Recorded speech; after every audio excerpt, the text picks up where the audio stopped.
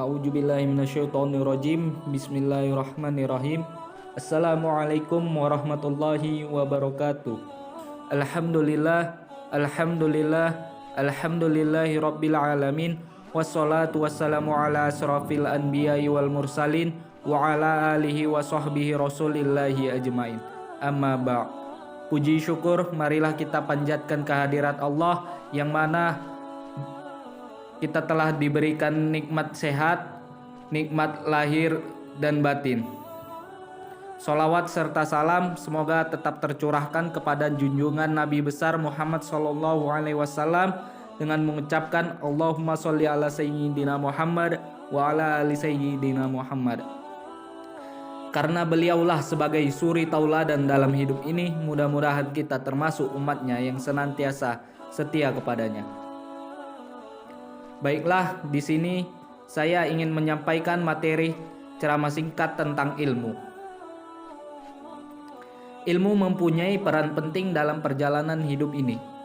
Karena dengan ilmu yang dimilikinya, seseorang akan mampu membedakan yang hak dan yang batil. Dengan ilmu, seseorang akan lebih mantap dalam menjalankan ibadah kepada Allah Subhanahu wa taala. Karena tahu dasarnya dan tujuan yang sebenarnya.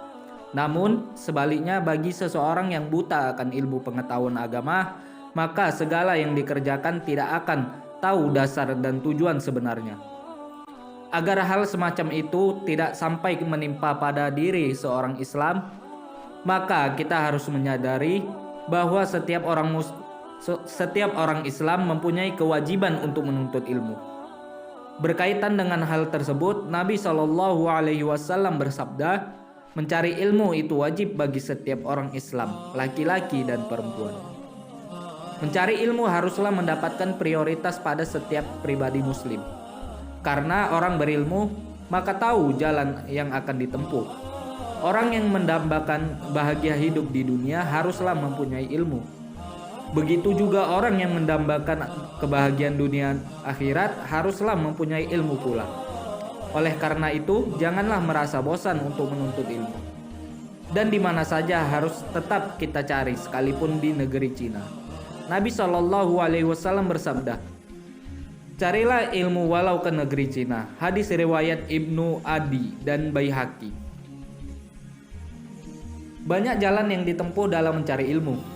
Ada yang mencari ilmu dengan mendengarkan ceramah agama. Ada yang mencari ilmu lewat membaca buku. Ada yang mencari ilmu lewat sekolahan, dan masih banyak lagi narasumber ilmu pengetahuan. Tetapi perlu diingat dan diketahui bahwasanya mencari ilmu yang paling dominan adalah mulai anak-anak masih usia sekolah.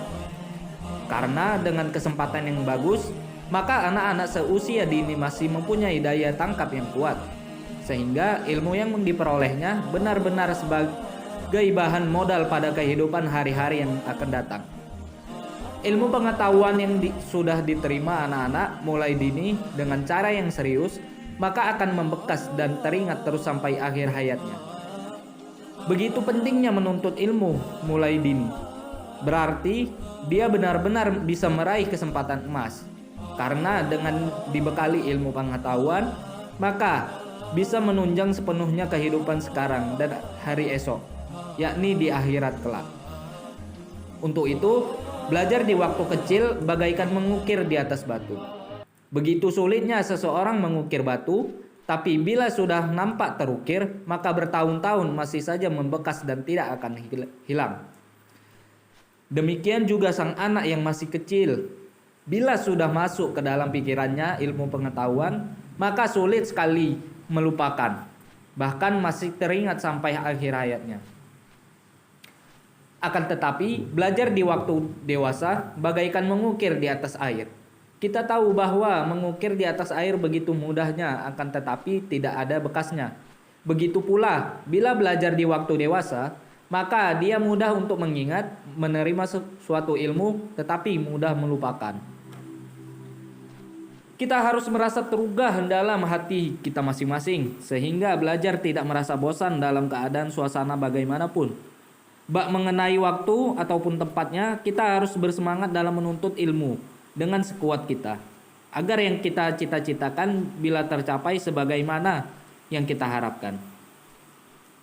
Setelah kita mencari ilmu dengan sungguh-sungguh, maka janganlah lupa untuk diamalkannya. Orang berilmu berkewajiban mengamalkan. Jangan sampai ilmu yang dimilikinya kemudian disembunyikan. Bila seseorang mempunyai ilmu kemudian disembunyikan, maka ancaman Allah yang akan diterima. Demikianlah ceramah singkat yang dapat saya sampaikan. Apabila ada kekurangan dan kesalahan, saya mohon maaf. Wabillahi taufiq wal hidayah. Wassalamualaikum warahmatullahi wabarakatuh.